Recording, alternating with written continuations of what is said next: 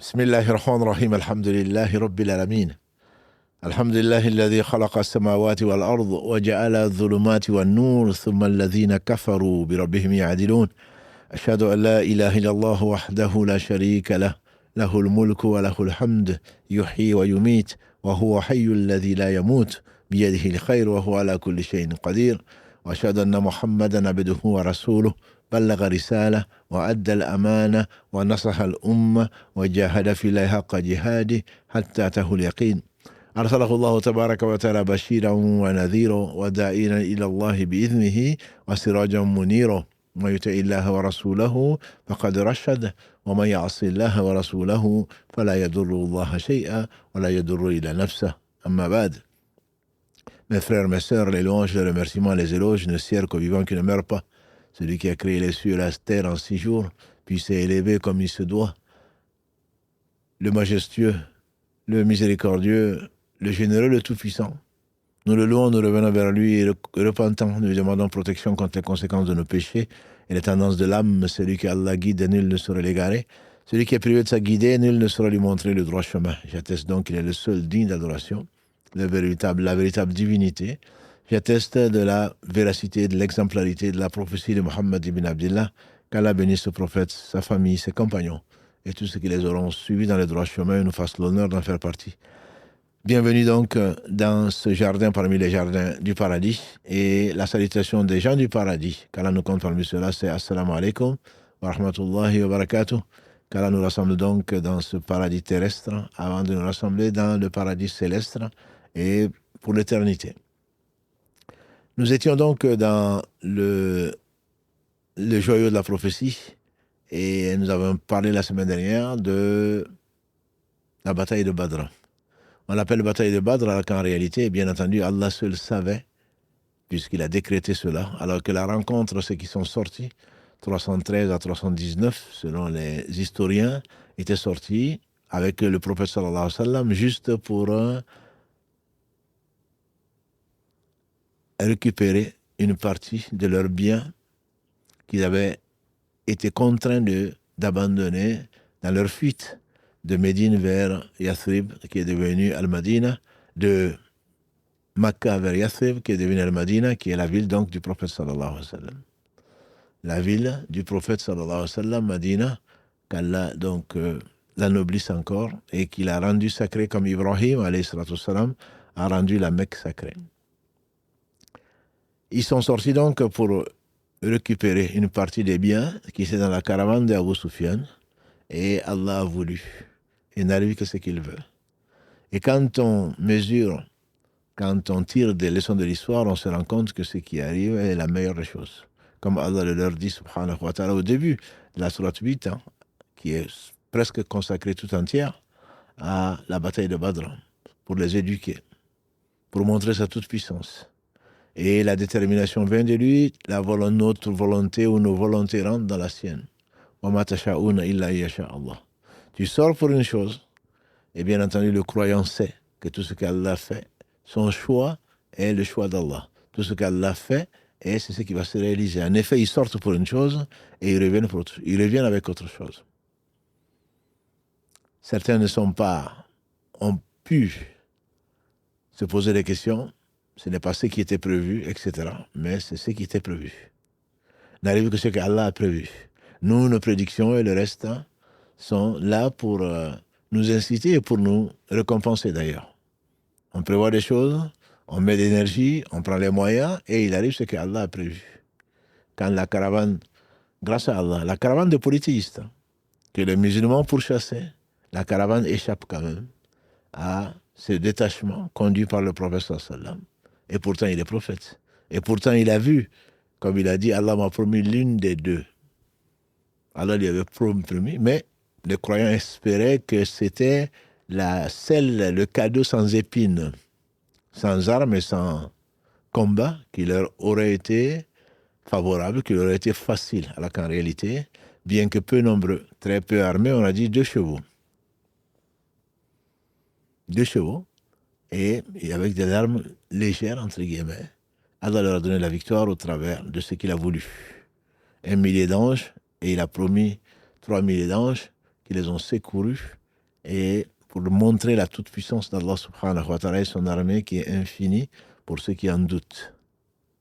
Et Allah leur a enseigné, nous a enseigné et a enseigné aux univers que وَمَا النَّصْرُ إِلَّا مِنْ عِنْدِ اللَّهِ.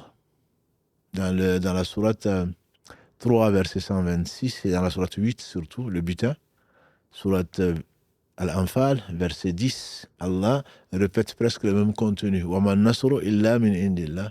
Il n'y a vraiment de victoire que de la part d'Allah. Ce n'est pas les anges qui ont combattu, ce n'est pas le prophète sallallahu alayhi wa sallam qui a jeté, comme il dit, Allah le dit dans la même sourate, verset 17, وَمَا رَمَيْتَ إِذَا رَمَيْتَ. Ce n'est quand il a jeté, Allah lui a inspiré de prendre de la poussière ou de la terre et de jeter. Et cette poussière, bien qu'il ait jeté alors qu'il ne voyait pas les ennemis, les polythéistes, les grains de sable sont rentrés dans les yeux de tous pour les aveugler. Donc c'est Allah qui a jeté. Et les anges, sous l'ordre d'Allah subhanahu wa ta'ala, sont venus aider les croyants. Et Allah n'a pas besoin d'anges. Demandez ce qui est arrivé au Thamoud et au Had et au peuple de Lut et les autres. 1 millier d'anges, facile à Allah. Allah parle même de 5000 anges, si vraiment les gens sont fermes. Mais en réalité, un seul ange peut renverser une ville entière. L'ange Gabriel, alayhi salam, quand le prophète sallallahu alayhi wa sallam l'a vu dans sa réalité 2 fois, il disait qu'il couvrait tout l'horizon. Et Allah n'a pas besoin d'anges. Et donc, Allah a démontré aux croyants sa toute-puissance et que ce qui arrive, ce qui leur est arrivé, ce qui arrivera, procède de la science d'Allah et de sa sagesse. C'est par sagesse qu'il a voulu que les 2 troupes se rencontrent, alors que tout avait été fait pour que les troupes se rencontrent, mais finalement les troupes ne se sont pas... Abu Sufyan a pu échapper pour que justement ils se rencontrent à Badr, une troupe de 1000 personnes, entre 950 et 1000 combattants armés de chevaux et de chameaux armés, donc pour venir par orgueil, par ostentation, pour que les Arabes sachent qu'ils sont forts. En réalité, inna al-izzata lillahi jami'a, comme il dit, la puissance appartient à Allah. Toute la puissance appartient en fait à Allah. Et on n'arrive pas ni à respirer, ni à parler, ni à dormir, ni à faire quoi que ce soit sans la puissance d'Allah et sa permission. La hawla wa la quwwata illa billah. Toi tu veux, moi je veux, il n'arrive que ce qu'Allah veut. C'est pour cela que les plus avertis, les plus connaisseurs d'entre les croyants ont compris que le choix entre ce qu'Allah veut, ce que tu veux adorer Allah bien sûr, tu veux un certain nombre de choses pour Allah certainement, mais ce qu'Allah veut pour toi est mieux que ce que tu veux pour lui, puisqu'il n'a besoin de rien et il sait tout, le futur, le présent, le passé, et ce qui n'est pas si ça avait été ce que ce serait. Par conséquent, il t'occupe par des choses qui te sont plus bénéfiques que ce par quoi tu aurais choisi. Il te destine des rencontres, une épouse, un époux, des enfants que tu n'aurais même pas cherché. Et si tu devais dessiner, si tu devais faire un profil, si tu devais demander quelque chose à Allah, tu aurais demandé certainement moins que ce qu'Allah t'a donné. Et donc, il faut le connaître pour l'aimer, subhanahu wa ta'ala. Lui qui n'a besoin de rien, qu'Allah nous aime. Qu'Allah nous aime. Le plus important, ce n'est pas aimer Allah. Le plus important, c'est qu'Allah nous aime.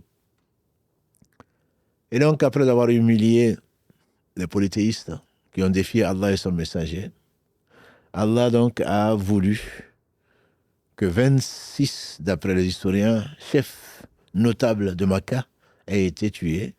Et le prophète sallallahu alayhi wa sallam les a mis dans un puits de Badr et il leur a parlé. Est-ce que vous avez trouvé ce qu'Allah vous a promis?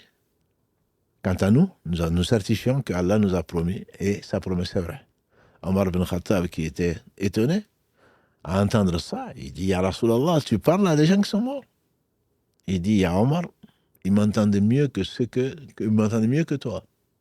Allah a donné donc au prophète à cette occasion le fait qu'il puisse parler aux morts. Mais ce n'est pas notre cas, comme on en a insisté la semaine dernière, aller donc dans un cimetière, sur une tombe, parler aux habitants de la tombe. Allah peut leur transmettre ta visite, etc.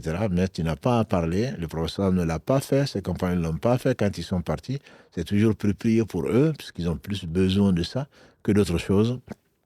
Prier pour eux et prier pour nous quand on va les rejoindre, parce qu'on les rejoindra très sûrement. Le prophète, alayhi salatu wassalam, donc, est resté à Badr pendant 3 jours. Anas disait c'est souvent 3 jours qu'il prenait après les batailles pour poursuivre l'ennemi au besoin, pour s'assurer qu'il n'y a pas de piège derrière, pour soigner les blessés. Et donc ensuite il revient. Et il a annoncé, puisqu'ils sont partis, et on ne sait pas ce qui s'est passé, il n'y avait pas de réseaux sociaux, bien entendu, il n'y avait pas de téléphone, il n'y avait pas ceci. Donc il a donné des nouvelles. Abdallah ibn Rawaha et Zayd ibn Haritha ont été envoyés à Médine pour leur annoncer la bonne nouvelle. La bonne nouvelle de la victoire d'Allah subhanahu wa ta'ala qu'il a accordée aux croyants qui sont sortis pour autre chose, mais Allah leur a accordé la victoire. Donc, comme j'ai dit, Allah a humilié 70 polythéistes et ils ont fait 70 prisonniers. Ceux qui sont venus, les 3000, sont venus avec leurs femmes, avec des chanteuses, avec ceci et cela pour s'enorgueillir. Ceux qui sont morts, ceux qui ont pu fuir, il y en avait très peu, et 70 ont été faits prisonniers. D'autres ont poursuivi donc les fuyards pour les éloigner au moins pour qu'ils soient sûrs qu'ils ne se regrouperaient pas pour revenir attaquer les musulmans. Ceci a duré donc le jour, et on dira les 2 jours qui ont suivi la bataille de Badr. 70 donc, prisonniers ont été faits, et le butin a été rassemblé. Le butin, ce n'est pas l'objectif de la guerre, bien sûr.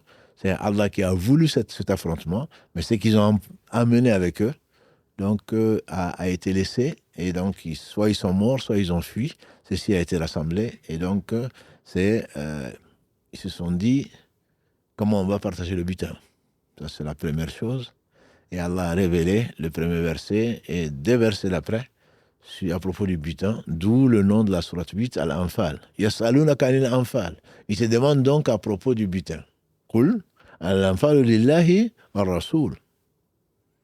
Wa taqullaha wa aslihu dhata baynikum. Wa ati'u Allah wa rasoulah in kuntum mu'minin. Il t'interroge donc sur le butin, comment en disposer. Dit, le butin appartient à Allah et à son messager.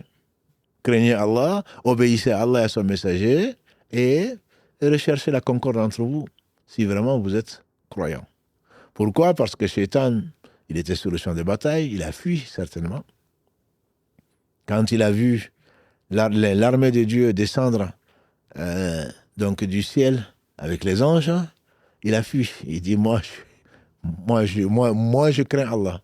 Il a fui, les laissant donc dans leur désarroi et dans leur crainte et dans leur peur que Allah subhanahu wa ta'ala a mis dans le cœur des ennemis d'Allah. Comme le prophète sallallahu alayhi wa sallam nous a dit, Allah m'a donné 5 choses qu'il n'a donné aucun prophète.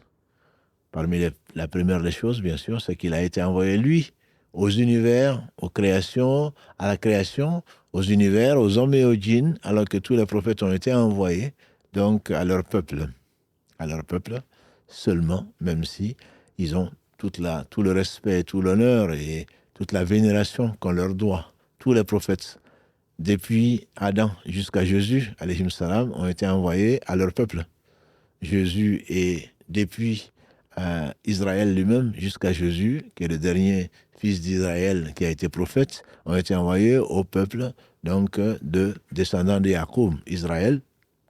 D'autres peuples, et on est sûr, tous les peuples ont reçu la mission donc de personnes issues parmi eux et qu'on a appelé les prophètes que Dieu a choisis, donc à qui il a révélé, parmi lesquels de très grands prophètes qu'on appelle donc des messagers, alayhim salatu wassalam. Ça, c'est la première distinction qu'Allah lui a donnée.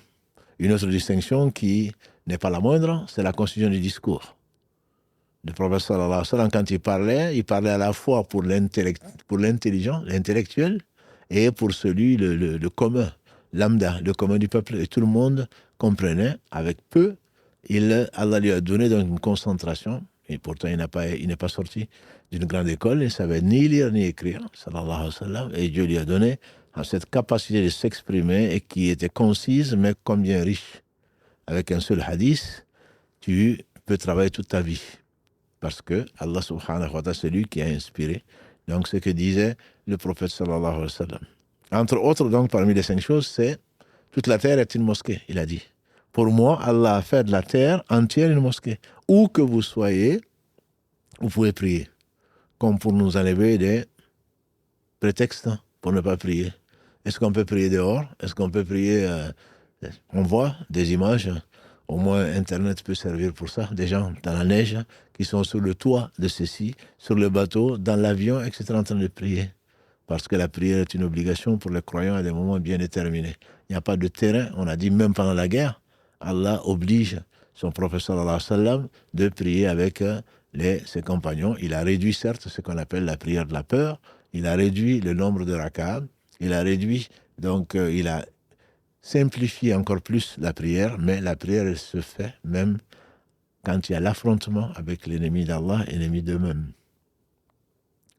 Toute la terre est mosquée, et donc où que nous soyons, nous devons faire la prière. Parmi ce qu'Allah a donné au prophète sallallahu alayhi wa sallam, qu'il n'a donné à personne, il dit qu'il a mis le ru'b, la frayeur, dans le cœur des ennemis.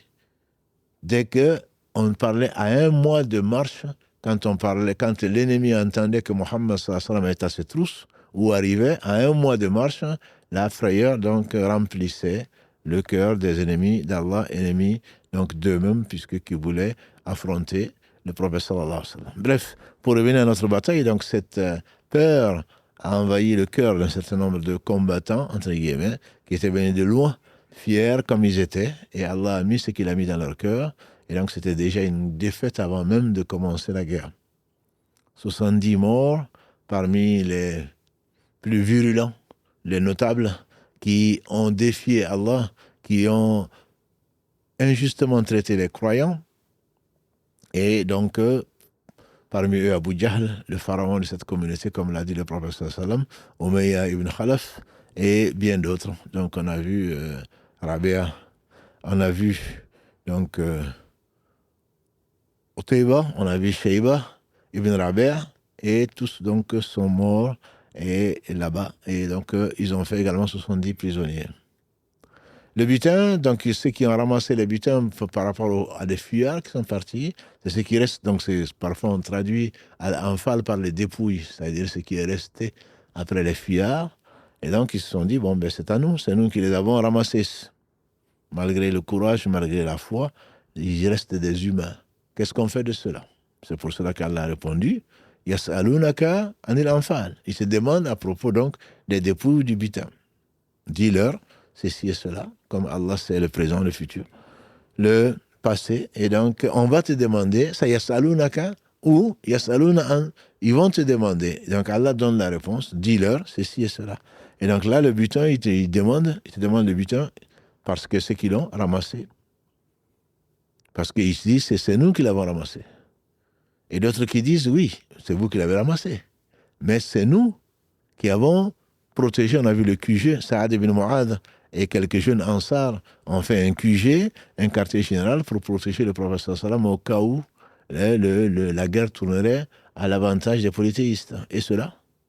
Et ceux qui sont restés à Médine, qui ont eu la permission de rester à Médine, comme Othman ibn Affan, qui est resté sur l'ordre du prophète sallallahu alayhi wa sallam, je le dis parce que souvent on entend des énormités sur ce tome, le 3e calife légitime de l'islam, celui qui, à combien de reprises, le prophète sallallahu alayhi wa sallam lui a dit que Othman fasse ce qu'il veut, il entrera au paradis. Il a donné, c'est l'un des rares riches dans l'histoire qui a tout donné à Allah subhanahu wa ta'ala. Et Allah c'est le riche. Le prophète sallallahu alayhi wa sallam lui a donné sa fille Ruqayya, qui était malade quand il voulait partir à Badr. Et on n'attendait pas la guerre. Le prophète sallallahu alayhi wa sallam dit, reste à côté de ton épouse, qui est sa fille Ruqayya. Et d'ailleurs, quand ils sont arrivés, ils venaient d'enterrer son épouse, la fille du prophète sallallahu alayhi wa sallam. Après sa mort, après la mort de Ruqayya, quand elle a lagré, le prophète sallallahu alayhi wa sallam lui a donné sa fille, Kulthum, en mariage. Ça se fait de moins en moins, pour ne pas dire que ça ne se fait pas aujourd'hui. Mais s'il l'a fait, c'est vraiment par confiance. Certainement, nous, on se dit, le gendre, ben, c'est une fois. Je me suis fait avoir une fois. La prochaine fois, je ne vais plus lui donner même ma cousine. Et donc, ça veut dire qu'il avait un comportement exemplaire. Et il lui a dit que Othman fasse ce qu'il veut, il rentrera au paradis. Qui est sali, dont la mémoire est salie plutôt par un certain nombre d'ignorants, d'injustes, à propos de cet homme, donc qui valait certainement beaucoup mieux qu'eux, et beaucoup mieux que beaucoup de gens. Othman ibn Affan et d'autres, le prophète leur a dit, restez. Parce qu'ils avaient une raison de rester, c'est sur ordre du prophète qu'ils sont restés. Et eux, est-ce qu'ils n'ont pas droit au butin? Et le prophète en train de partir n'a pas dit aux gens qui allaient avoir la guerre et que certains sont partis et d'autres sont restés. Non, les bénévoles, entre guillemets, les volontaires plutôt, se sont désignés et ils ont voulu suivre le prophète qui a d'ailleurs, comme on a vu la semaine dernière, trié et a dit à certains jeunes qui étaient fougueux de ne pas les rejoindre parce qu'ils n'en avaient pas besoin. Il n'y a pas de guerre et puis tout de suite, t'es jeune. Il était jeune, et c'est pour cela d'ailleurs que après, à Uhud, il en a trié d'autres également qui n'avaient pas 15 ans, et à la Ahzab, l'année d'après, il les a laissés venir comme Abdallah ibn Omar, qu'Allah soit satisfait de lui ainsi que de son père, et donc à partir de là, Omar ibn Abdelaziz disait que la puberté, l'âge de la puberté était donc de 15 ans, parce qu'à 14 ans, ils ont été refoulés, ils ne pouvaient pas suivre les autres. Maximum, donc 15 ans, était l'âge de la puberté chez l'homme. Le butin, ensuite, Allah va donner la réponse, entre guillemets. Le butin appartient à Allah et son messager, mais de tout ce que Allah va faire profiter les croyants, le 5e appartient à Allah et au messager, qui le donne donc aux pauvres, aux démunis, etc., etc. Et les 4 5e sont partagés entre les autres. Mais, et c'est une chose qui est importante, le prophète sallallahu alayhi wa sallam a fait le butin. Mais avant lui, il n'y avait pas de butin. Il n'y avait pas de butin avant lui. Le prophète sallallahu alayhi wa sallam nous disait qu'avant, quand il y avait la guerre entre les prophètes et les ennemis d'Allah, ce qui était ramassé après les prisonniers, après les combattants, ce qui était ramassé, ce qu'ils avaient amené avec eux, était rassemblé et on mettait le feu. Comme ça, tu ne partais pas à la guerre pour un intérêt matériel. Tu partais à la guerre pour l'amour d'Allah et pas pour un intérêt matériel. Et il nous a même raconté qu'un jour, quand le prophète de l'époque, que Dieu le bénisse, rassemblait tout et on demandait à Allah donc de brûler et on envoyait le feu. Le feu ne brûlait le tas de butin que si il ne manquait rien. Et donc, un prophète a demandé au feu de brûler le butin et le feu a refusé. Et il a dit, qui est-ce qui a pris, volé du butin? Même s'il a donné sa vie, entre guillemets, il a risqué sa vie, mais il a gardé une épée ou il a gardé autre chose du butin. C'est les hommes. Donc, avant le prophète, il n'y avait pas de butin. C'est l'une des caractéristiques donc, qui a été donnée à personne. Le butin lui est rendu, c'est la cinquième caractéristique ou le 5e don qu'Allah lui a fait, qu'il n'avait fait à aucun prophète. Le butin n'appartenait, il n'y avait pas de butin. Le butin était brûlé. Et donc, Allah lui a donné le butin quand donc il y avait un affrontement entre les ennemis d'Allah et les croyants, donc qui ont été persécutés, à qui Allah a permis donc de se défendre. Et la première guerre a été donc à Badr. Et ce ne fut pas la dernière. Donc le prophète alayhi salatu wassalam a été interrogé sur le butin et Allah a tranché sur le butin. Et également, j'ai dit donc Abdallah ibn Rawaha et Zayd ibn Haritha, Zayd ibn Muhammad avant la révélation donc de l'interdiction de l'adoption entière, c'est qu'on l'appelle Zayd ibn Muhammad, c'est le père de Oussama, et ils ont été annoncés la bonne nouvelle et les musulmans et les Ansar et les Muhajiroun sont venus à leur rencontre. Ils se sont rencontrés à Rawha, non loin de Médine, en train de les féliciter. Donc, on a dit après 3 jours, les combattants d'un jour, parce qu'ils n'étaient pas partis pour combattre. combattants d'un jour, donc en train de chanter, en train de les féliciter, etc. Il y a eu parmi les musulmans 14 donc, tués, 14 martyrs, parmi lesquels donc 6 muhajiroun et donc de la Mecque et 8 des Ansar, donc qui sont les natifs de Madina. Les gens étaient joyeux pour la plupart, puisqu'ils étaient revenus avec une victoire, on ne peut pas dire, même pas dire méritée, puisque ça vient d'Allah subhanahu wa ta'ala, et Allah n'est l'obligé de personne. Il honore qui il veut, il élève qui il veut, il honore qui il veut, il rabaisse qui il veut, il humilie qui il veut.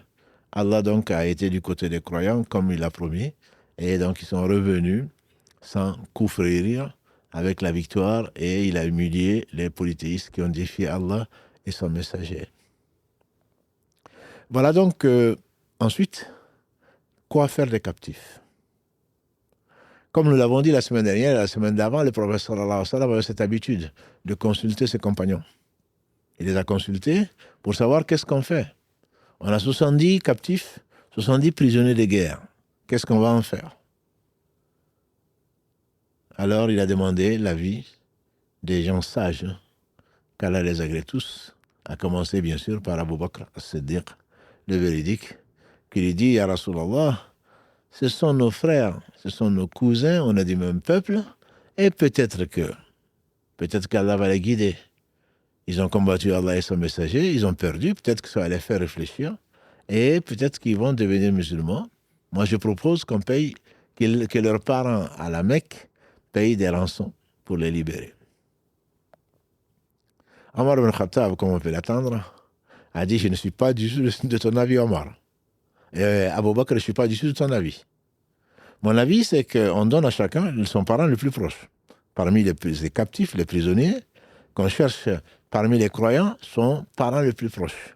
Aqil, par exemple, qu'on le donne directement à Ali et que chacun exécute son frère le plus proche ou son cousin, autre chose.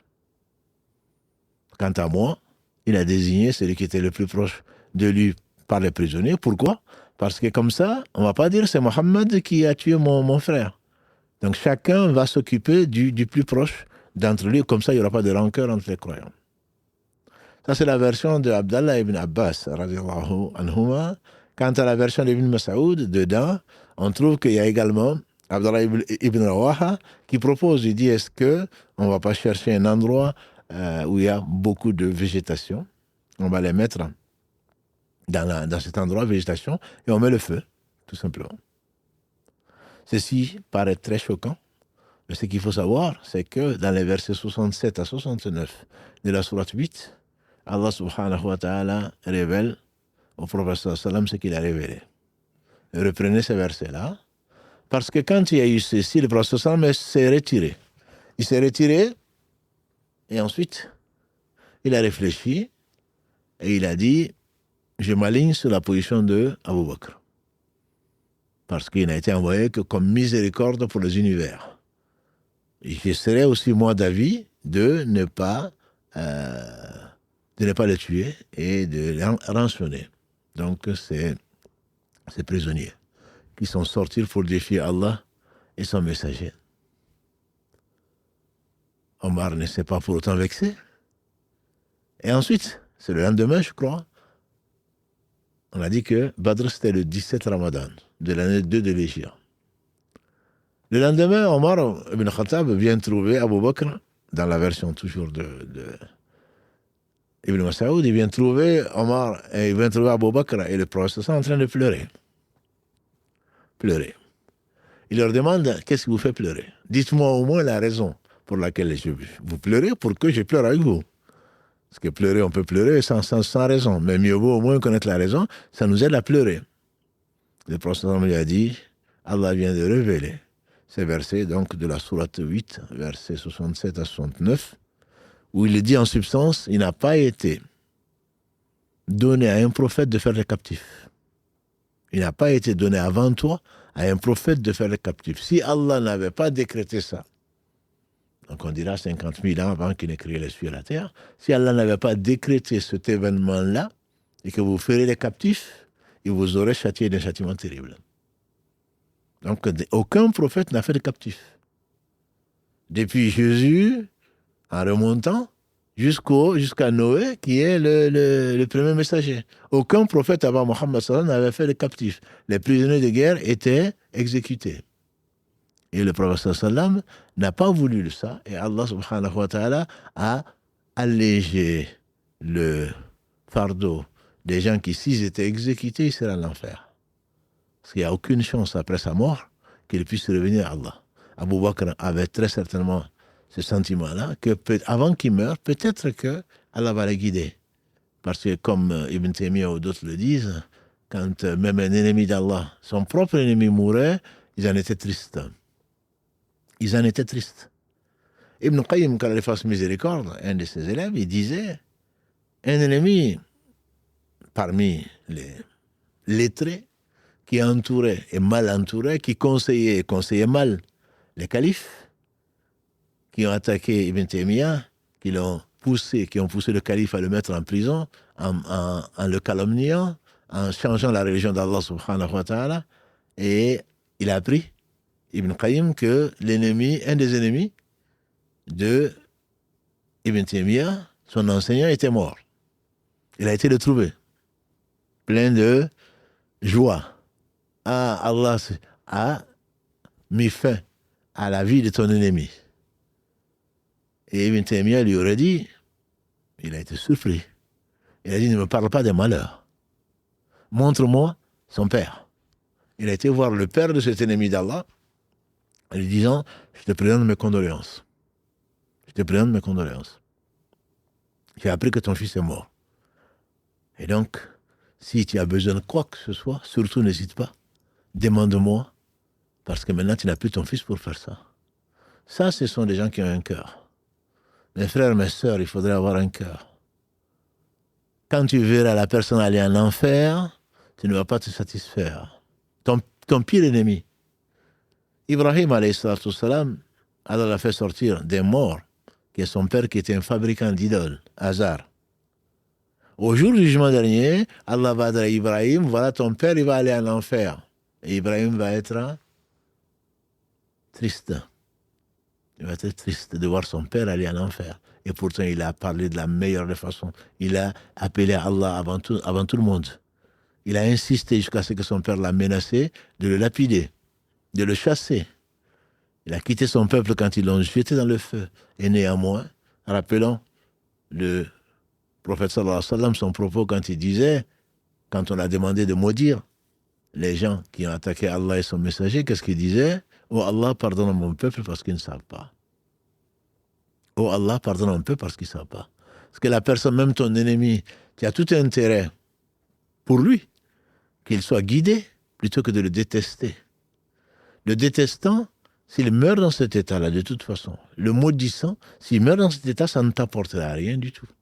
C'est pas parce qu'il est mort dans cet état et qu'il va peut-être finir dans l'enfer et qu'il ne va jamais en sortir, qu'est-ce que ça va t'apporter? Est-ce qu'il va te prendre une place au paradis? Non. Chacun d'entre nous a ses deux places, comme l'a dit le prophète sallallahu alayhi wa sallam. Quand tu seras dans ta tombe et que tu auras, grâce à Allah, répondu à ces trois questions, quel est ton Seigneur, quelle est ta religion, qu'est-ce que tu penses de Mohammed sallallahu alayhi wa sallam, et que grâce à Allah, au travers de ce qui t'a permis de faire dans cette vie, يثبت الله الذين آمنوا بالقول الثابت في الحياة الدنيا وفي الآخرة, dans la sourate Ibrahim, Allah a raffermi les croyants par la parole ferme dans la vie de ce bas monde et dans l'au-delà. On dit la parole ferme, c'est la ilaha illallah. Il n'y a pas d'autre être digne d'adoration si ce n'est Allah.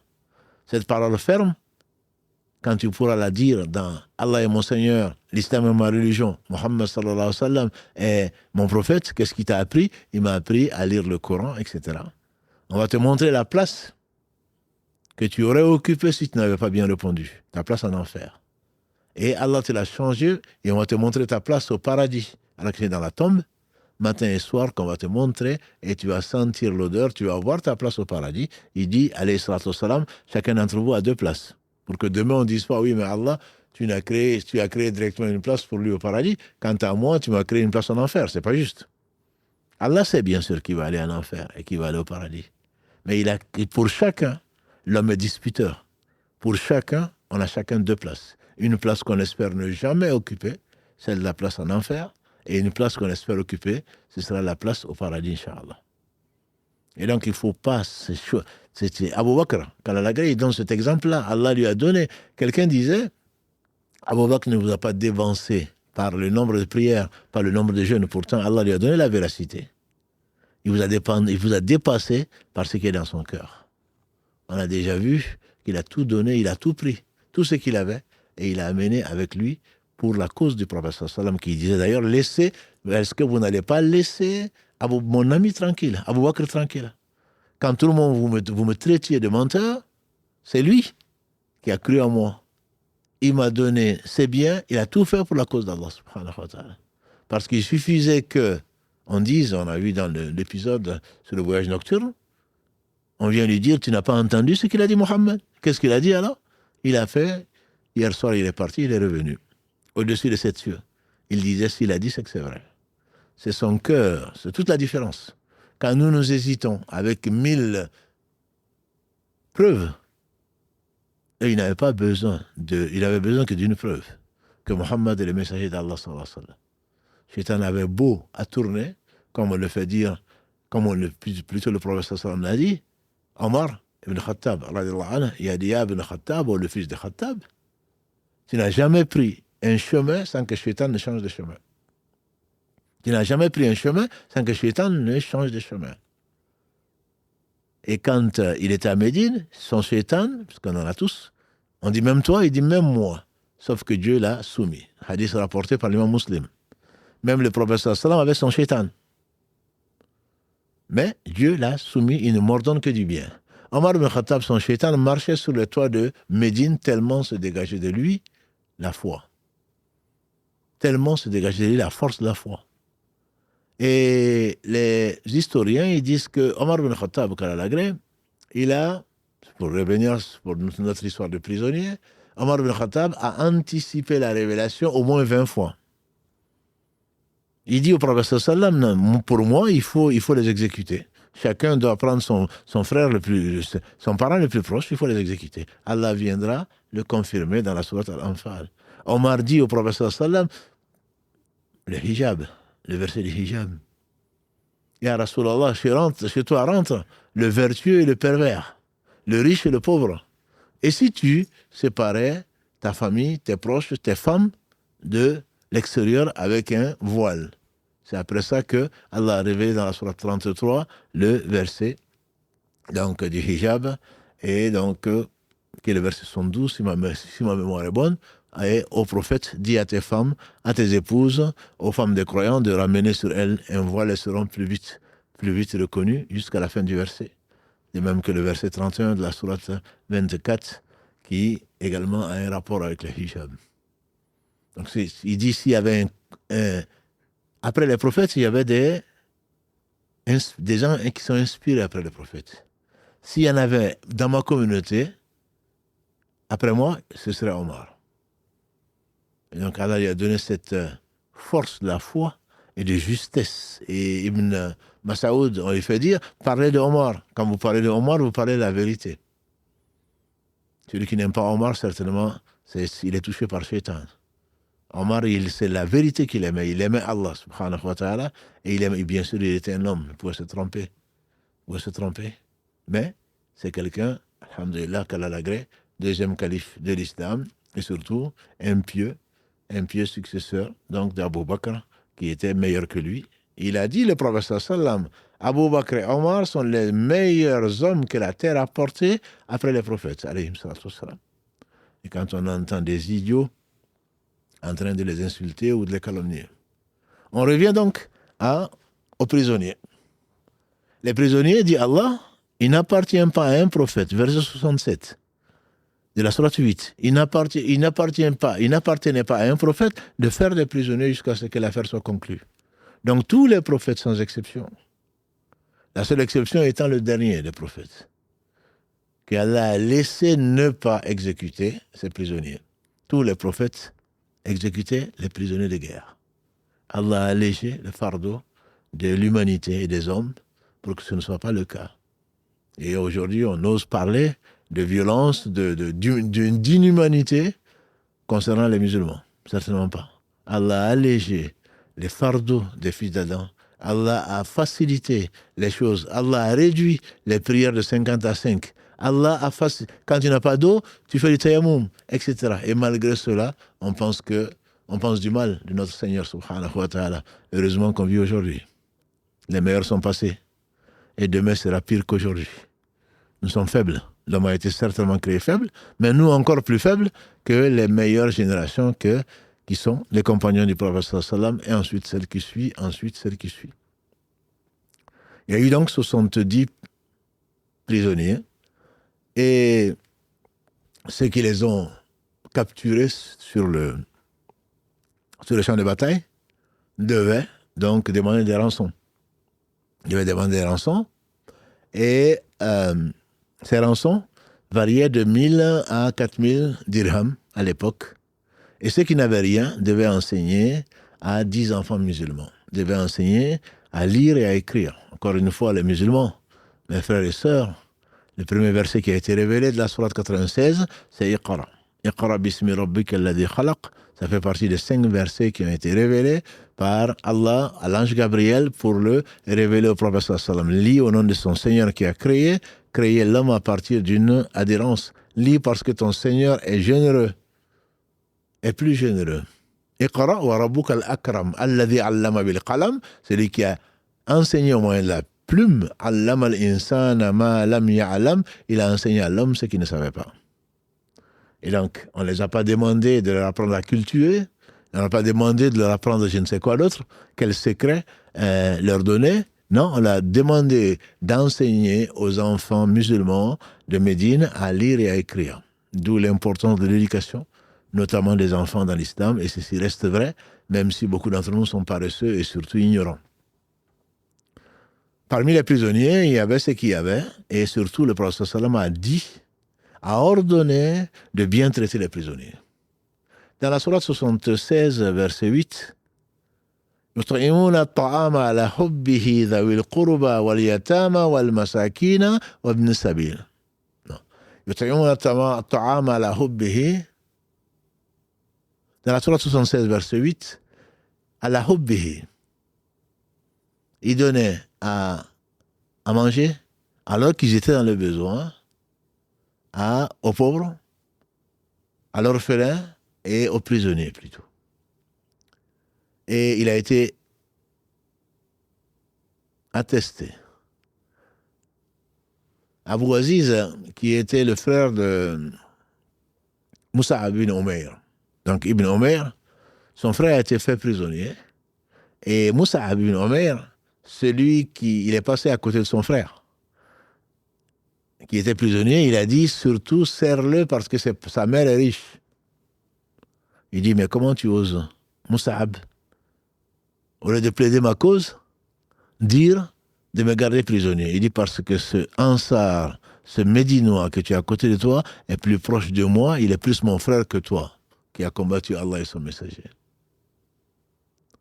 C'est lui qui attestait que les Ansar, entre les mains desquels il était, lui donnaient le peu qu'il y avait de blé ou de ce qui a été fait de blé ou de pain, alors que eux, ils mangeaient des dattes sèches. Pourquoi? Parce qu'ils obéissaient au prophète sallam.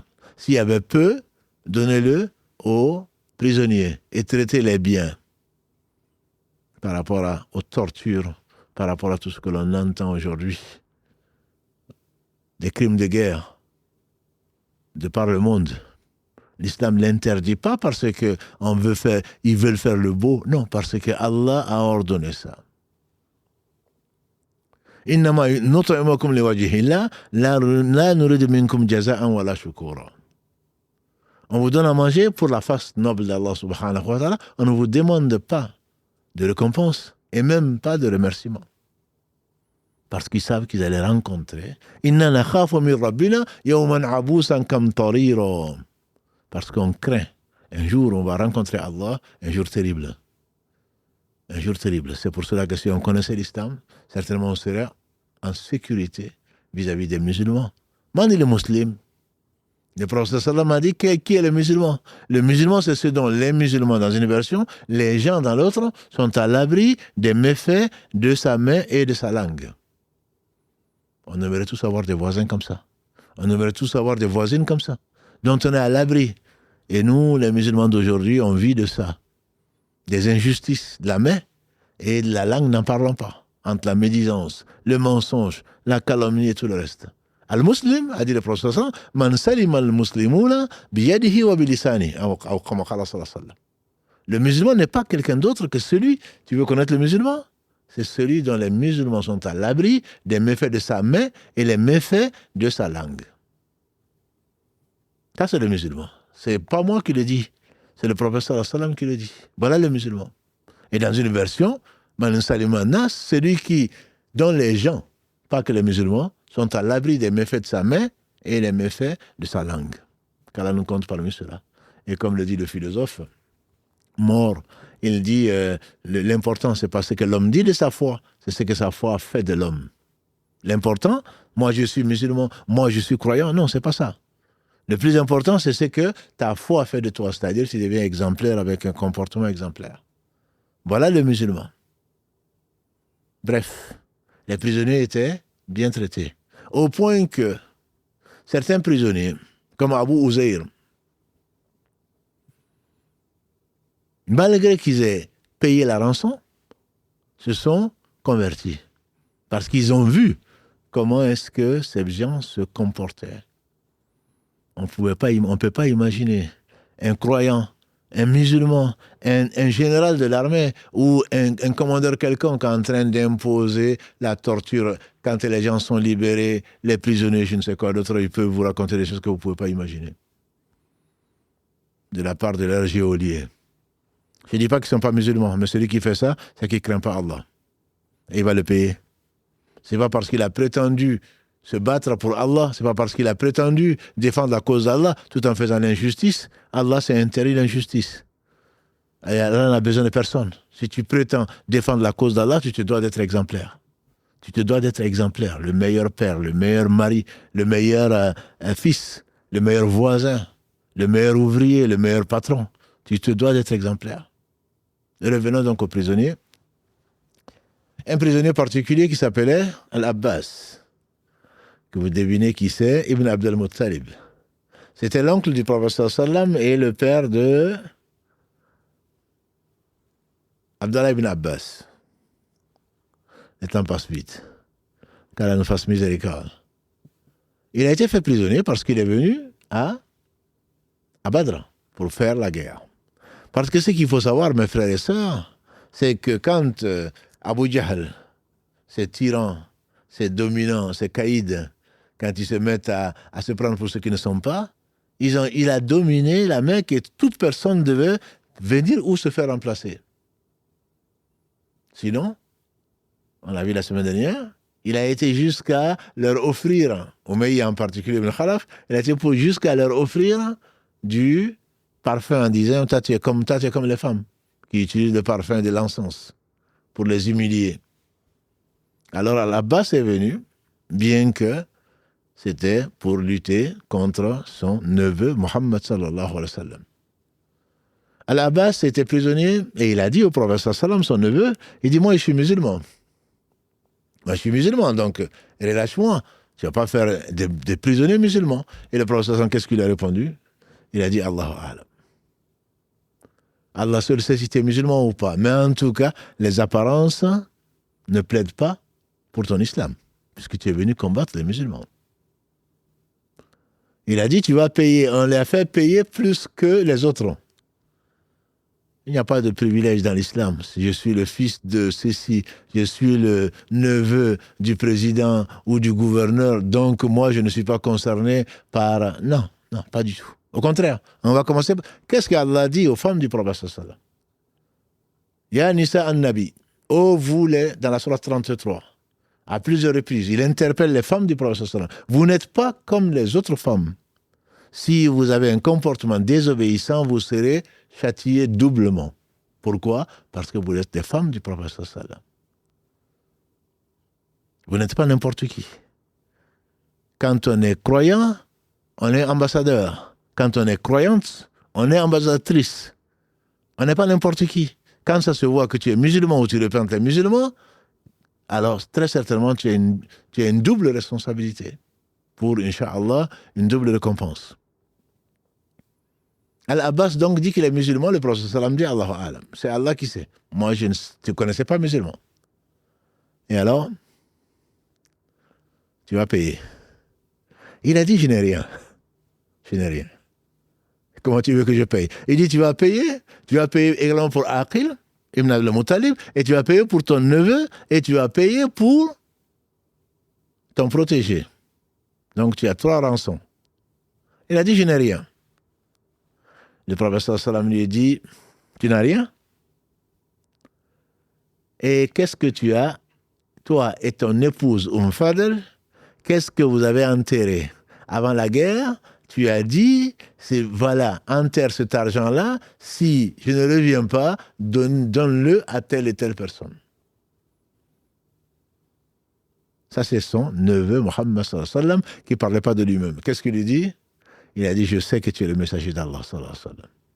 Ce serait vraiment le passage où il avait la preuve concrète, Allah lui a ouvert le cœur, où il n'a pas attesté, mais à ce moment, les historiens pensent qu'il est devenu musulman, puisqu'il dit que je sais que je suis sûr que tu es l'atteste, parce que personne ne savait. Il y a Fadl, mon épouse, et on a caché effectivement qui pouvait le savoir. Si ce n'est Allah, qui pouvait te le dire, si ce n'est Allah subhanahu wa ta'ala au travers de l'intermédiaire qu'il aura voulu, soit directement, soit Jibril. Ça, c'est le prophète sallam avec l'homme intègre, qui ne faisait pas de dire, Ya Fatima, disait-il, Ya Fatima, fille de Mohammed sallam, demande-moi ce que tu veux. Ou Ya Fatima, si tu faisais ce que tu avais, ce que d'autres font, très certainement tu n'échapperas pas au châtiment d'Allah subhanahu wa ta'ala, ou en tout cas on appliquerait ce qu'Allah a révélé. Alors, ça c'est le sort des prisonniers. Certains ont payé 1000 dirhams, d'autres 4000, d'autres ont enseigné parce qu'ils n'avaient pas et qui savaient lire, ont enseigné aux 10 enfants musulmans pour être libérés. Abul As était le gendre du prophète sallam, mari de la première fille Zaynab. Qu'Allah l'agrée, Zaynab a entendu que son mari a été fait prisonnier. Il n'a pas été comme d'autres, il n'a pas été pour combattre les musulmans, mais il fallait que dans chaque famille, des gens partent donc faire la guerre. Il a été fait prisonnier. Et son mari et son épouse Zaynab a envoyé donc le prix, la rançon. Et parmi la rançon, il y avait un bijou de Khadija, radiyallahu ta'ala anha. Et le prophète sallallahu alayhi wa sallam, quand il l'a vu, il a reconnu ce bijou. Et il a dit, est-ce que vous acceptez de rendre ce bijou à Zaynab? Et il a imposé à Abul As, quand il va revenir, de libérer sa fille, Zaynab, s'il a tenu promesse. Et il a chargé d'eux, dont Zayd ibn Haritha, de ramener Zaynab, qui est venue à cette occasion-là, donc rejoindre son père à Médine. À la Mecque, c'était la tristesse. Je vous ai dit 26 notables, et ce n'est pas les seuls. 70 tués. C'est la tristesse. La tristesse était telle que les gens ne mangeaient pas, ils ne buvaient pas. Hind, la femme de Abu Sufyan, vous vous rappelez, on verra ça Inch'Allah plus tard, a juré de ne pas se coiffer, de ne pas s'habiller correctement tant qu'elle ne va pas venger donc la mort de ses 2 frères, son père. Abu Lahab, ça nous intéresse, puisqu'elle le cite dans la sourate, c'est le titre, et son nom est tristement célèbre. C'est un des oncles du prophète sallam, et qui est Sayasla Naran Zat al-Hab. Donc il va brûler dans le feu, et comment est-ce qu'il est mort? Il y a... Quand les gens revenaient de guerre, on leur demandait comment c'est passé. Comment est-ce possible? Et Abu Sufyan, qui est venu, et on lui a demandé qu'est-ce qui s'est passé. Il a dit, ils ont tous été laminés. Et pourtant, on ne peut pas leur reprocher. C'est des gens qui descendent du ciel, avec des chevaux qui les ont exterminés. Donc il n'y avait pas. Ils ne sont pas à blâmer. Et Abu Rafi', qui était un affranchi du prophète sallam, qui était au service de Al-Abbas, mais il était affranchi, le prophète l'avait affranchi, était là quand il a entendu ça, qui descendaient, des cavaliers, des guerriers qui descendaient du ciel et qui les ont mis hors de nuire. Il s'est exclamé, ce sont les anges. Alors Abu Lahab qui était là, qui avait délégué quelqu'un qui n'était pas parti, qui a envoyé quelqu'un à la guerre, et donc l'a frappé. Et comme il disait lui-même, Abu Rafi', j'étais quelqu'un qui n'était pas fort physiquement, et donc il l'a frappé et il l'a blessé. Et Fadl, qui est l'épouse donc de Al-Abbas, et qui était devenue musulmane en secret, Fadl avait donc quelque chose dans la main, et elle a frappé Abu Lahab avec. Et elle lui a fait une sérieuse blessure. Et donc, on dit que 7 jours après, Abu Lahab est mort. Il est resté, à cause de ces blessures, qui ont été infectées, on dirait aujourd'hui, d'un point de vue médecine, ils ont été infectés, il y a des boutons qui sont sortis de partout, et ils puaient. Personne ne pouvait le rapprocher. Et ils l'ont mis à l'écart pendant 7 jours, à l'écart de la Mecque. Et donc, quand il est mort, personne ne pouvait le rapprocher, au point qu'ils ont creusé un fossé, et à l'aide de bâtons ou autres, ils l'ont jeté son corps dedans. Donc c'est comme ça que l'ennemi d'Allah, ennemi du messager d'Allah, Abu Lahab, qui est son père, et qui est son oncle, donc le frère de son père, du père du prophète, c'est comme ça donc qu'il est mort, et il est dans l'enfer comme Dieu l'a promis dans la sourate 111. L'atmosphère devait être terrible à la Mecque. Il n'y avait pas de famille où les gens n'ont pas été touchés. Donc c'est la tristesse généralisée. Et un jour, il y a Safwan ibn Umayya et Omer ibn Wahab. Omer ibn Wahab était un ennemi démoniaque du prophète sallam. Omer ibn Wahab. Omer ibn Wahab était en train de parler avec les Mécois sur le Badran. C'était là le sujet, pendant cette période-là, sur le muret de la Mecque. Safwan lui dit, la vie n'a plus de goût. Parce que Safwan avait perdu Ibn Umayya, il avait perdu son père, qui était mort là, donc de tristement célèbre, Umayya. Il a également son frère Ali, Ibn Umayya, qui est également mort là. Il dit, ça n'a plus de vie, ça n'a plus de goût. Quant à Omer ibn Wahab, il avait son fils qui avait été fait prisonnier. Et il a dit donc à Safwan ibn Umayya, il a dit, si ce n'était pas parce que je suis endetté et que j'ai pas envie de laisser ma famille comme ça, sans rien, j'aurais été assassiné Muhammad sallallahu alayhi wa sallam. D'autant plus que j'ai un prétexte, c'est que mon fils est prisonnier. Et Safwan, bien sûr, qui a perdu son père et son frère Ali, a dit, ne t'inquiète pas, si c'est payer des dettes, je vais les payer si tu veux. Et je te promets de financer ta famille, et jamais ils ne seront dans le dénuement, si vraiment ton projet est sérieux. Et voilà que Omer ibn Wahab va s'acheter, entre guillemets, l'épée qui va empoisonner. Et il va partir à Médine. Et à partir de Médine, arrivé à Médine, celui qui tombe, Omar ibn Khattab, radiallahu ta'ala, qui lui dit, ennemi de Dieu, le fourbe, qu'est-ce que tu viens chercher? Il dit, je viens pour libérer mon fils. Il dit, ton fils, tu viens voir ton fils avec l'épée? Il a dit, au Ansar, avertissez le prophète sallam que l'ennemi de Dieu, le démoniaque, est arrivé. Et Omar a été courageux comme il était, radiallahu ta'ala, Il a pris son habit et il a serré son habit contre son épée au point qu'il ne pouvait pas bouger. Il a amené au prophète sallallahu alayhi wa sallam. Qui lui dit à Omar, lâche-le.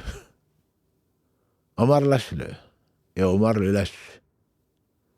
Il a dit à Rasulallah, c'est l'ennemi d'Allah. Il dit, lâche-le. Il l'a lâché. Il dit, Safwan, qu'est-ce qui t'a amené là?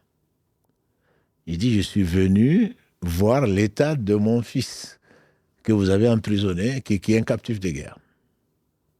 Il lui dit, dis la vérité, sois sincère. Il dit, non, mais je suis sincère. Je suis venu voir mon fils. Il dit, venez voir ton fils dans l'état, et qu'est-ce qui t'amène avec l'épée? Visiter ton fils n'a pas besoin d'épée. Il dit, je prends Allah à témoin que je suis venu pour ça. Le prophète sallam lui dit, quand tu étais avec Safwan, tu étais avec Safwan, et tu as dit que si tu n'eût été ses dettes, et que tu lui as laissé ta famille dans le besoin, tu serais parti assassiner Mohammed sallallahu alayhi wa sallam. Et qui t'a dit, ne t'en fais pas, je m'occupe de tes dettes et de ta famille. Et c'est là que Umayr ibn Wahab, il a dit, Ashhadu an la ilaha illallah, Ashhadu anna Muhammad Rasulullah. On était deux. Dieu était notre troisième, on était deux. Personne ne pouvait entendre ça. Et je n'ai confié ça à personne. Et bien entendu, Safwan n'a dit à personne. Il a compté plutôt à la Mecque, vous allez avoir bientôt une nouvelle qui va vous réjouir et qui va vous consoler de la défaite de Badr. Pensant bien sûr que vous allez apprendre que Mohammed sallam est mort. Il a témoigné, il a été sincère. Il a dit, Ya Rasulallah, j'ai fait tant de mal à l'islam, que pour me racheter, je vais aller à la Mecque appeler à l'islam. Et il a été effectivement appelé à l'islam, il est retourné, le prophète l'a laissé pour repartir à la Mecque. Il est retourné, il a libéré son fils, il a été à la Mecque, il a appelé les gens à l'islam, et beaucoup de gens sont rentrés dans l'islam. Comme quoi, Allah seul sait. Il n'y a pas de cas désespéré des gens, et vous le savez, qui ont combattu l'islam. Je pense au chef, entre autres, le plus récent, connu sur Internet, c'est le chef du parti d'extrême droite des Pays-Bas, qui a écrit pour combattre l'islam, qui voulait chasser les musulmans des Pays-Bas, qui, en écrivant un livre contre l'islam, est devenu musulman. Ça, ce ne sont pas des réseaux sociaux. Ça, c'est les gens, une information sûre. C'est lui-même qui est apparu plusieurs fois. Il a été faire son pèlerinage et tout ça, en voulant écrire un livre contre l'islam. Allah l'a guidé. Et donc, ce Umayr ibn Wahab a été la cause de la guidée de beaucoup de musulmans alors qu'il a été démoniaque, un vrai démon contre l'islam qu'il a voulu combattre. Allah l'a guidé. Et Omar ibn Khattab radiallahu ta'ala le citait parmi 4 personnes, dont Amr ibn As. Ces 4 personnes qui valaient 1000. Et c'est pour cela, quand il y a eu la guerre du temps de Omar, quand il a demandé, quand le chef du détachement a demandé des renforts, il a envoyé 2 de ces 4, il a envoyé 2 soldats. Et le chef du détachement lui dit, mais je t'ai demandé du renfort et tu m'as envoyé 2 soldats. Il dit, parce que j'ai entendu le professeur Sam dire que chacun de ces 2 valait 1000 soldats. En fait, je t'ai envoyé 2000 en envoyant 2 personnes. Mais ça, c'était des hommes. Ça, c'était des hommes, ils ont été sincères.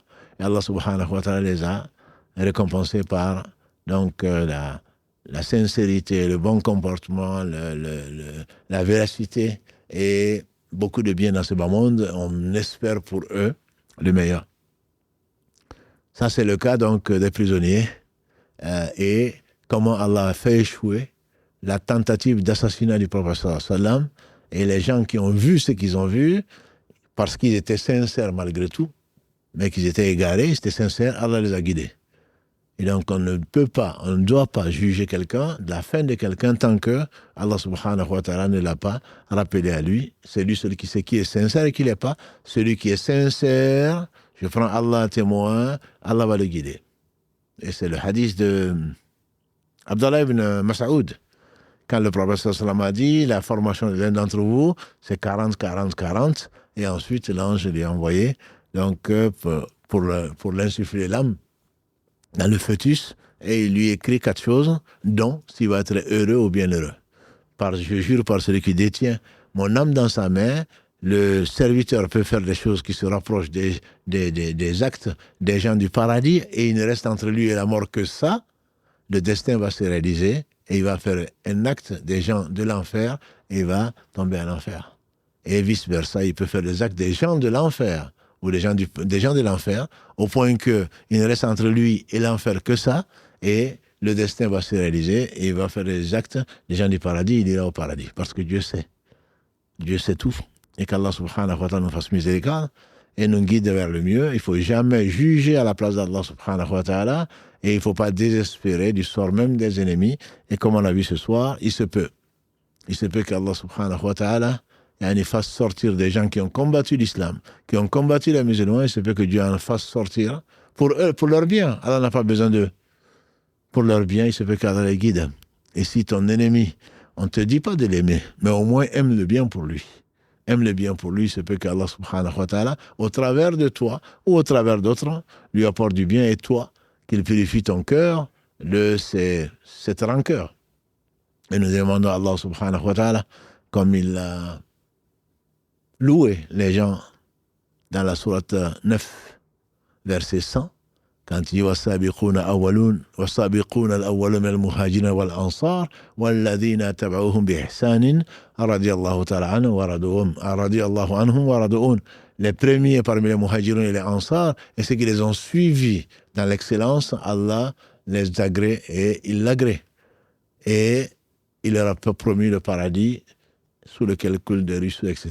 Et dans la sourate 59, verset 10, Allah subhanahu wa ta'ala dit que le butin qui n'a pas permis avant aux différents prophètes, qu'il a permis à Mohammed et sa communauté, et c'est pas pour cela qu'on se bat, le butin appartient aussi à ceux qui viennent après eux et qui prient.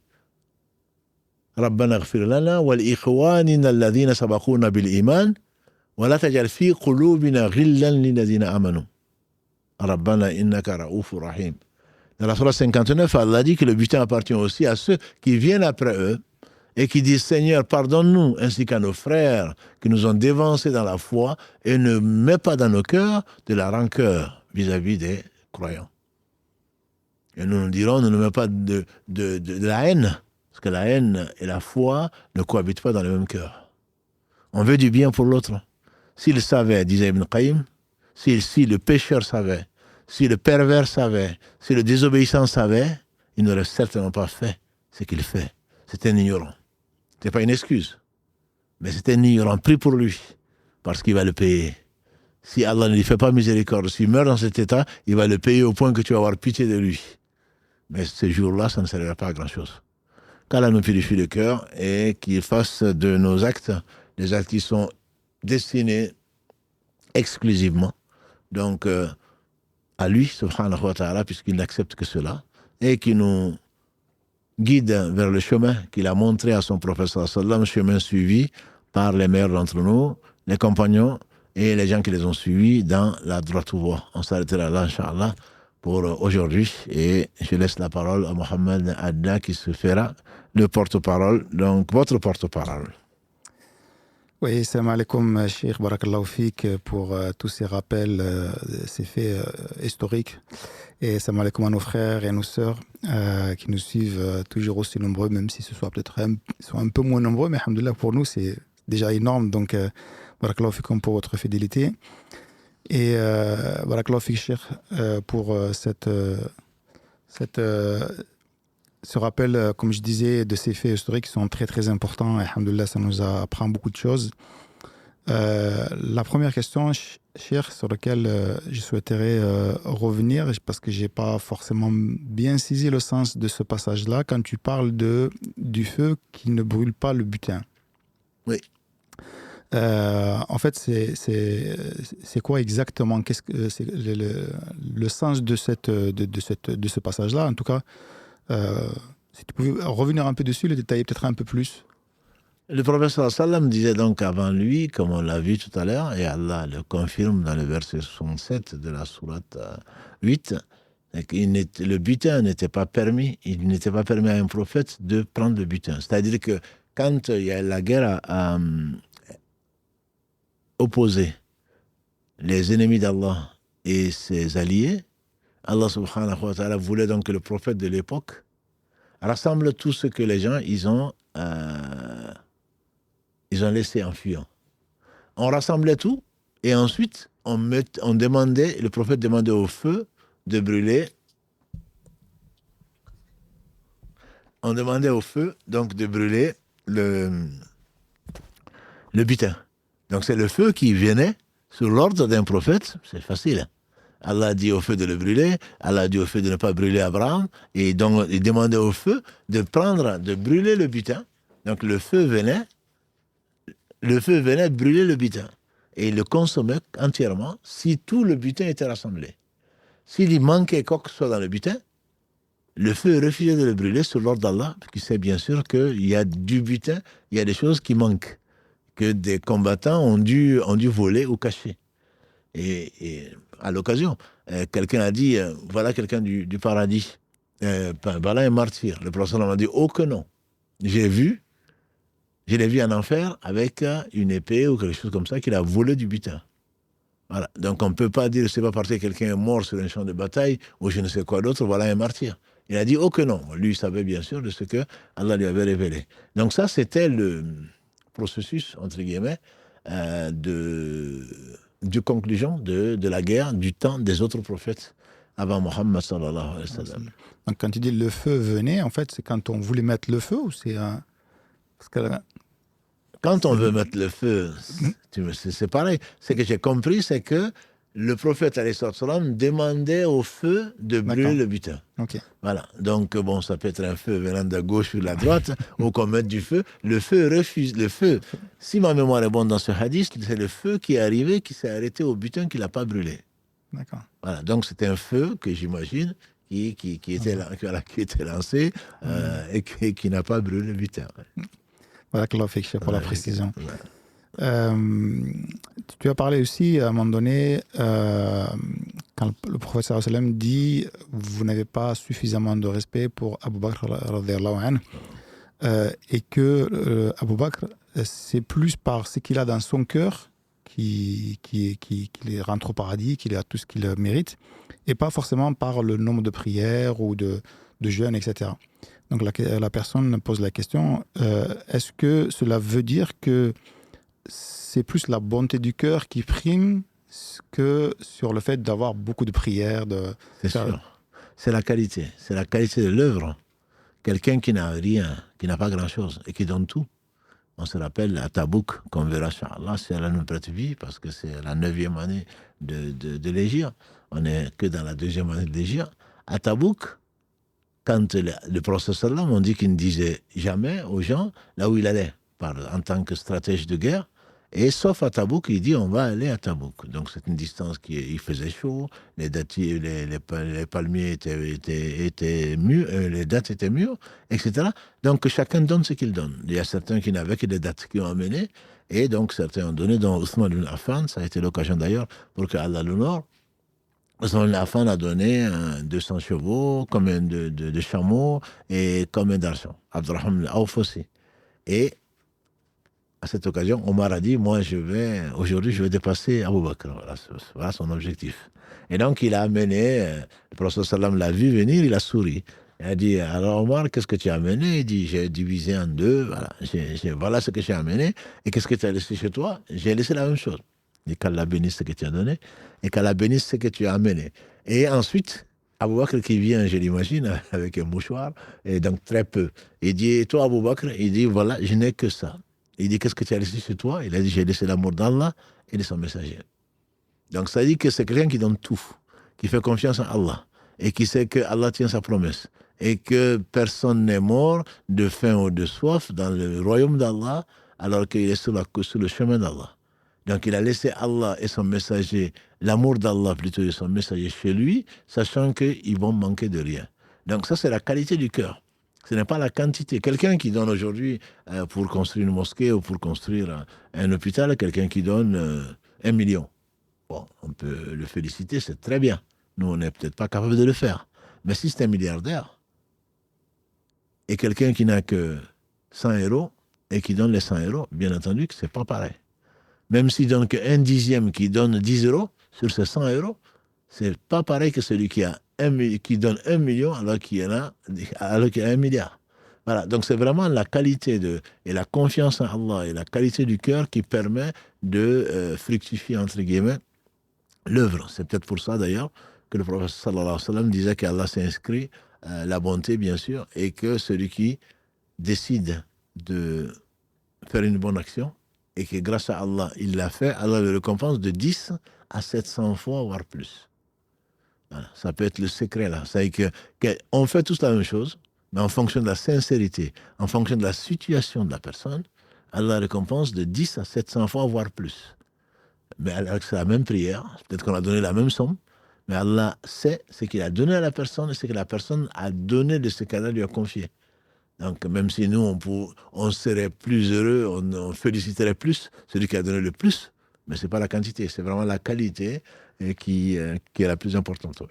Barakallahu fik, cher. Mais juste pour préciser, cela ne veut pas dire qu'on délaisse les obligations religieuses et en se disant, de toute façon, moi, je suis gentil, je donne. Donc, et la religion, c'est dans le cœur, comme on entend souvent. Non, Barakallahu fik, la précision est importante. Je voulais en parler et Shaitan m'a fait oublier. Et le prophète sallam rapporte donc ce hadith de l'imam rapporté par Abu Huraira dans ce qui est consigné dans l'authentique de l'imam al-Bukhari, qu'Allah lui fasse miséricorde, ainsi qu'à tous nos savants. Il dit, Allah déclare la guerre à celui qui se fait l'ennemi d'un de ses alliés. Mon serviteur ne se rapproche de moi, dit Allah, par rien qui m'est plus agréable que le fait de faire ce que je lui ai rendu obligatoire. Ensuite, il ne cesse pas de se rapprocher de moi par les œuvres surrogatoires jusqu'à ce que je l'aime. Donc, rien ne nous rapproche plus d'Allah que les œuvres obligatoires. On ne peut pas dire, moi je ne prie pas, je ne jeûne pas, mais bon, Allah sait que j'ai un bon cœur. Non. Si tu as un bon cœur, tu vas forcément prier. Si tu as un bon cœur, tu ne seras pas ingrat. Allah t'appelle, Allah t'invite pour te pardonner et tu préfères faire autre chose. Non, ça c'est sûr. Il n'y a rien de la première chose sur laquelle on va être interrogé. En priant Allah de ne pas nous interroger, de nous faire entrer au paradis sans nous interroger, ça va être la prière. Donc, les anges vont regarder le livre de la prière. Et s'il n'y en a pas, les prières aussi, ce n'est pas suffisant plutôt, les prières surrogatoires vont être rajoutées. Donc, tu fais très bien de dire, c'est pas, non mais Allah sait que je suis croyant, Allah sait que j'ai un bon cœur. Je ne prie pas, mais je suis mieux que les gens qui prient. Qui tu es pour juger ce qui est dans le cœur des gens? Eux au moins, ils prient. Eux au moins, il y a une trace de leur foi. Toi, il n'y a pas de trace, sauf ta prétention. Donc, il est clair que c'est au travers des actes, parce qu'il faut savoir qu'Allah n'a rien imposé que ce qui est indispensable. C'est ça qu'il faut voir. Donc, c'est de la prétention. Soit on se prend pour un Dieu, soit on se prend pour une exception, et que Allah a dit la vérité, mais ça ne nous concerne pas. Si Allah nous a imposé une chose, c'est que sans cette chose-là, sans sa réalisation, on est très très proche de l'imperfection, pour ne pas dire, on n'est jamais parfait, certes, mais on est loin de la perfection. Donc, ce qu'Allah a rendu obligatoire, c'est forcément des choses à faire. Chacun en fonction de ses capacités, chacun sera récompensé aussi en fonction de ce qu'Allah lui a donné comme capacité. Barakallahu fik, cher. Je voudrais aussi également revenir sur un passage dont tu parles dans le cours par rapport aux prisonniers de guerre. Tu as dit tous les prisonniers de guerre, enfin tous les prophètes avant le prophète sallallahu alayhi wa sallam, les prisonniers de guerre étaient exécutés. C'est à partir de la venue du prophète sallallahu alayhi wa sallam que cela a changé. Donc cela veut dire en fait que, bon, tu l'as précisé, mais que c'est à partir de là que Allah a changé la façon de traiter en fait les prisonniers. Oui, tout à fait, parce que il faut savoir, bon, tout ça bien sûr c'était dans le destin. Si Allah a permis que les musulmans ne rattrapent pas la caravane, c'était parce il a décrété et la bataille de Badr et ses conséquences et ses leçons, ses enseignements ont pu être tirés. Donc là, c'est pareil. Allah a voulu que les ennemis d'Allah, du temps des différents prophètes, soient exécutés et aillent en enfer. Alors que après la venue du prophète sallam, qui est le sceau de la prophétie, il a donné d'autres chances, si on peut l'appeler ainsi, aux gens qui ont été faits prisonniers de réfléchir, de profiter encore de quelque temps pour qu'il n'y ait plus d'arguments vis-à-vis d'Allah subhanahu wa ta'ala, et non par miséricorde, et leur vie est restée sauve. Mais c'est surtout ce que je pense qu'il faut comprendre, c'est que quand on parle de l'islam, il faut parler des choses que l'on connaît. Voilà. Et tout, bien sûr, tous les prophètes, comme je dis souvent, et ça ne vient pas de moi, tous les prophètes sont musulmans. Mais ce n'est pas parce qu'ils sont mauvais, pas du tout. Ils sont tous des meilleurs hommes que la terre a portés. Donc je ne sais pas un jugement de ce que les autres faisaient. C'est pour souligner la miséricorde d'Allah subhanahu wa ta'ala sur les créatures, notamment sur les hommes et les djinns, pour dire que ça a été un allègement. Jésus, alayhi salam, il est venu pour, comme lui-même il le dit, Allah le fait dire dans le Coran, il est venu pour alléger quelques fardeaux des fils d'Israël. Parce que ceux qui ont désobéi à Moïse, Allah leur a interdit un certain nombre de choses. Des générations passées, entre Moïse et Jésus, Allah a voulu alléger, donc sur le descendant, les conséquences de la désobéissance à Moïse, alayhi salam. Voilà. Donc ce sont des choses qui ont été abrogées. Allah, c'est lui qui abroge et c'est lui qui confirme, comme dans le Coran, comme dans le Hadith, il y a des choses qui viennent. On sait que, bon, par exemple, c'est à propos du vin, par exemple, on sait qu'il y a eu des versets qui ont été abrogés. Le vin a été interdit en 4 étapes. Je ne vais pas rentrer dans le détail. Il y a d'autres choses que Allah subhanahu wa ta'ala avait prescrit et qu'il a allégé, etc. Donc là, ça correspond historiquement, depuis la création d'Adam jusqu'à Mohammed, tous les prisonniers de guerre, ça c'est Allah qui le dit, verset 67 de la sourate 8. Il n'appartient pas à un prophète, c'est un prophète, n'importe lequel, voilà, de faire des asra, de saïki, de faire des prisonniers. Il n'y avait pas de prisonniers. Et entre autres, ce qu'il faut que tu saches, les auditeurs avec nous, c'est que du temps des fils d'Israël, de Moïse et des gens qui l'ont suivi comme prophète, quand tu veux être sincère, tu dis que tu es sincère. Parmi nous, il y a beaucoup de repentis. On se dit tous, je me suis repenti. Allah dit, si vraiment tu étais sincère et que tu as fait un péché capital, tu devais te donner la mort pour prouver que tu étais sincère. Et donc on imagine qu'il n'y a pas eu beaucoup de gens qui se sont donné la mort. Hein. Et Allah dit, ils ne vont pas se donner la mort parce qu'ils savent qu'ils ne sont pas sincères. Et aujourd'hui, il suffit, entre guillemets, de revenir vers Allah en demandant pardon, en regrettant sincèrement, en décidant de ne plus jamais le faire pour qu'Allah te pardonne. Et après le repentir, il n'y a pas de péché. Donc ce Seigneur, on ne le connaît pas. Si on le connaissait, si on savait la rigueur, sa rigueur, et ce qu'il a appliqué aux gens avant nous, on ne se plaindrait pas de ce qu'il nous demande de faire. C'est aujourd'hui, ça veut dire que Dieu seul sait comment les gens vont vivre, et combien d'années, quoi, avec les péchés majeurs et les kabaïr, donc les péchés mortels que nous faisons, on ne serait pas sur la terre. Si vraiment on est sincère. Donc il ne resterait pas sur la terre beaucoup de gens sincères. Il resterait que les gens qui disent qu'ils sont sincères et qu'ils ne le sont pas. Voilà. Donc tout ça, c'est des allègements qu'Allah a voulu afin de faire miséricorde, et sa miséricorde l'emporte sur sa colère. Alhamdoulilah, c'est peut-être pour ça aussi que le suicide n'est pas autorisé. Une des raisons, effectivement, le suicide. On ne doit pas désespérer parce que celui qui se suicide, a dit le prophète sallam, celui qui se suicide sera en enfer, châtié par ce par quoi il s'est suicidé. On ne doit pas désespérer d'Allah, jamais.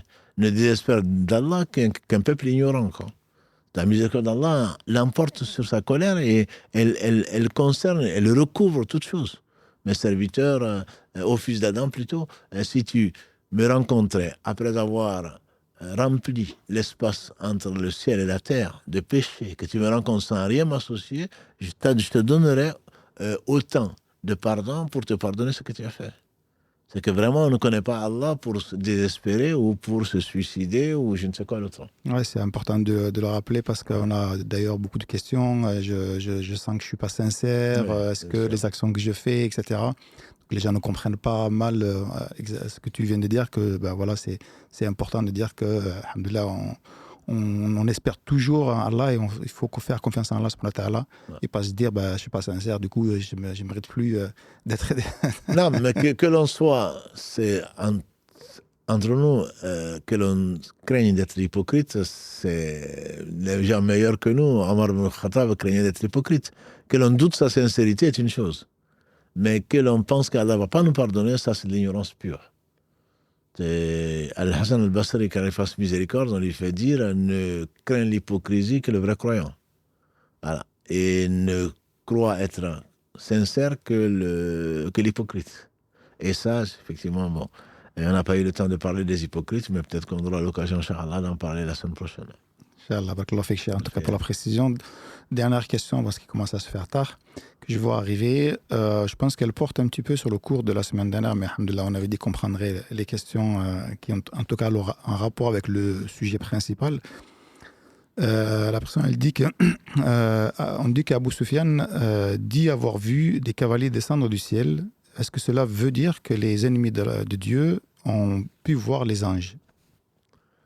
Disons que Abu Sufyan, ce qu'il est venu raconter, c'est pour dédouaner les gens qui sont morts, premièrement, et ils ne les ont pas vus descendre à ma connaissance. C'est quand le prophète sallam a invoqué, imploré Allah subhanahu wa ta'ala et qu'il avait donc son habit sur son épaule et qu'un vent a soufflé, l'habit a volé. Abu Bakr dit, ça y est, ça suffit, tu as trop insisté. Et le prophète sallam a dit, l'aide d'Allah est en train de venir. C'est qu'ils n'ont pas vu, par contre, ce qu'ils ont vu sur le champ de bataille, c'est que des cavaliers, effectivement, habillés de blanc, enturbandés, frappaient, comme Allah le décrit dans la sourate 8, Allah leur dit de taper sur toutes les articulations. Toutes les articulations. Donc on a vu des gens qu'on ne connaissait pas. Parfois ils disent qu'ils étaient comme chauves.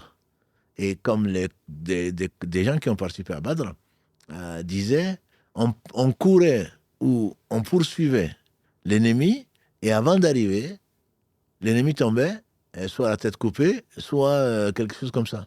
Donc ils ont vu les effets, ils ont vu des gens, des anges sous la forme d'hommes, mais descendre du ciel, ça c'est le récit d'Abu Sufyan. Mais on ne les a pas vus descendre du ciel comme on verrait des ovnis ou comme on verrait des avions en train d'atterrir. Non, c'était pas ça. C'était pas non plus... voilà, c'est pas ce genre-là. Par contre, ce qu'on a vu, c'est des combattants donc, qui étaient sur des chevaux, ils n'étaient pas sur sur des créatures que l'on ne connaissait pas sur cette terre. Ils étaient sur des chevaux, j'imagine, de taille moyenne, etc. Mais qui combattaient aux côtés que personne ne connaissait. Voilà, donc c'était des anges. Et à cette occasion, puisqu'on parle d'eux, Jibril alayhi salam a rencontré le prophète sallam à maintes reprises, mais là, Jibril a demandé au prophète sallam comment vous considérez les gens de Badr. Le prophète sallam dit, les gens de Badr, on les considère comme les meilleurs. Et Jibril a dit, chez nous les anges aussi, on considère les gens qui ont combattu à Badr comme les meilleurs des anges.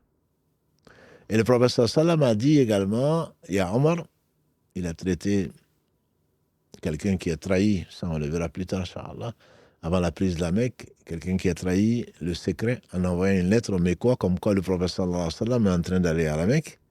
Et Omar dit, Ya Rasulallah, voilà un hypocrite. Permets-moi de l'exécuter. Il a dit, il a demandé à la personne, pourquoi tu as fait ça? Il a dit non, parce que je n'ai pas de famille là-bas, j'ai voulu juste leur rendre service pour qu'ils protègent ma famille. Je n'ai personne pour les protéger.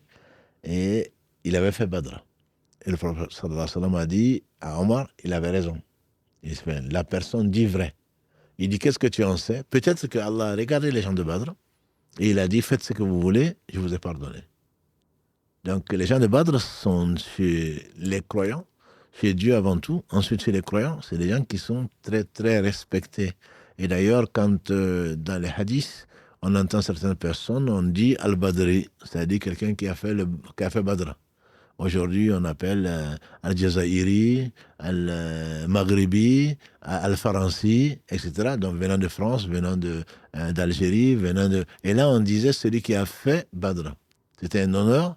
Et les gens de Badr, pour conclure donc cet épisode, les gens de Badr sont chez Dieu des gens qui sont très valeureux au point que, quel que soit ce qu'ils ont fait, il se peut qu'Allah leur a pardonné. Quand le prophète sallam dit à ça, peut-être que ça veut dire qu'Allah lui a promis de pardonner à ces gens-là. Donc c'est vraiment des gens qui sont très honoreux chez Allah. Et la parenthèse qui m'est vraiment importante, c'est qu'il ne faut pas juger les gens, comme la question que tu as posée tout à l'heure. Il se peut que quelqu'un ait fait un seul acte, grâce à Allah, par lequel Allah lui ait pardonné, et que toi, dans tes prétentions, tu penses avoir fait plus que lui, il se peut que Allah ne t'ait quand même pas pardonné. Et il ne faut pas dire celui-là, Allah ne va jamais le pardonner.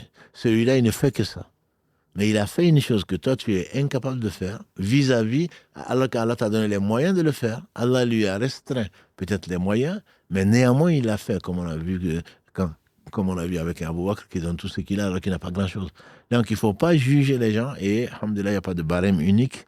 J'aime bien le rappeler, il n'y a pas de barème unique. Chacun sera jugé individuellement en fonction de ce qu'Allah lui a donné et de ce qu'il a fait. Et ce n'est pas en fonction de ce que les gens ont fait, ou Allah sait ce qu'il a donné à quelqu'un, à tout un chacun, les épreuves par lesquelles les gens passent, et Allah est le seul juste, et il récompensera en fonction de tous les critères sans exception, et rien ne lui échappe. Barakallahu fik, cher, en tout cas pour toutes ces précisions. Et alhamdoulilah, on va s'arrêter là, je pense. Ça me fait juste rappeler très rapidement un échange que j'ai eu avec un frère qui parlait d'un imam qui ne, je ne citerai pas le nom, mais qui ne fait pas forcément du bien à la communauté musulmane en France en tout cas. Et un imam disait, mais il ne faut surtout pas se moquer de cette personne-là parce que cette personne a beaucoup de science. Mais même les gens qui ont de la science, vous voyez comment ils peuvent changer et tomber. Donc personne n'est à l'abri. Donc ne vous moquez surtout pas de cette personne-là en fait.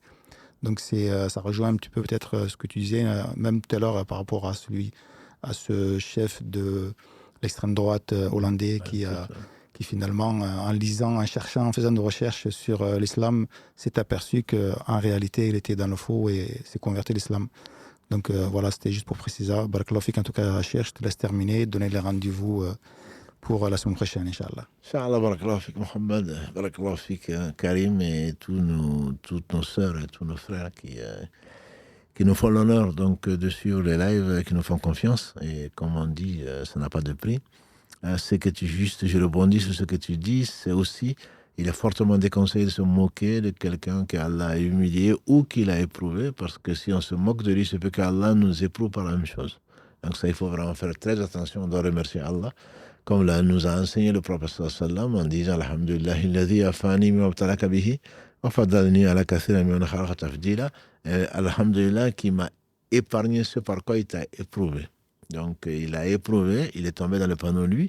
Toi, il t'a épargné. Si tu avais éprouvé par ça, peut-être que ce serait pire. Donc, il ne faut vraiment pas se moquer des gens, quels que soient nos actes, qui ressemblent à des actes de bien. Et Allah seul sait s'il les a acceptés. Donc, barakallahu fikoum, les sœurs surtout et les frères.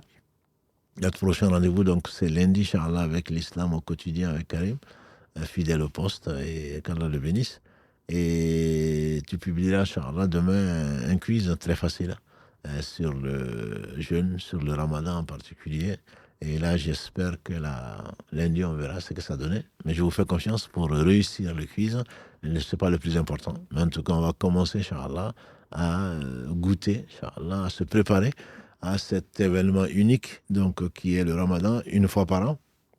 Et une aubaine, vraiment une aubaine, dont on parlera, Inch'Allah, un peu plus mercredi dans ses aspects spirituels. Et qu'Allah subhanahu wa ta'ala nous accorde la vie tant que la vie sera meilleure pour nous. Et les meilleurs d'entre nous, c'est ceux qui ont vécu le plus longtemps en faisant les bonnes œuvres. Et qu'Allah subhanahu wa ta'ala nous protège contre les conséquences de nos péchés et contre les tendances de l'âme. Qu'Allah subhanahu wa ta'ala bénisse Mohammed, sa famille, ses compagnons, tous ceux qui les auront suivis dans les droits chemins, et nous fasse l'honneur d'en faire partie. Et donc, qu'Allah nous aime, nous fasse aimer les gens qu'il aime, parce que l'homme sera avec ceux qu'il aime, et qu'il nous fasse aimer les œuvres, comme tu disais tout à l'heure, les œuvres qui rapprochent de son amour, parce que ce n'est pas une prétention d'être croyant, c'est une sincérité qui se traduit par des actes, et qu'Allah nous rende sincères, et qu'il nous accorde son paradis sans jugement. Subhanakallahumma wa bihamdika, أشهد أن لا إله إلا أنت أستغفرك وأتوب إليك. سبحان ربك رب العزة عما يصفون والسلام على المرسلين والحمد لله رب العالمين والسلام عليكم ورحمة الله وبركاته.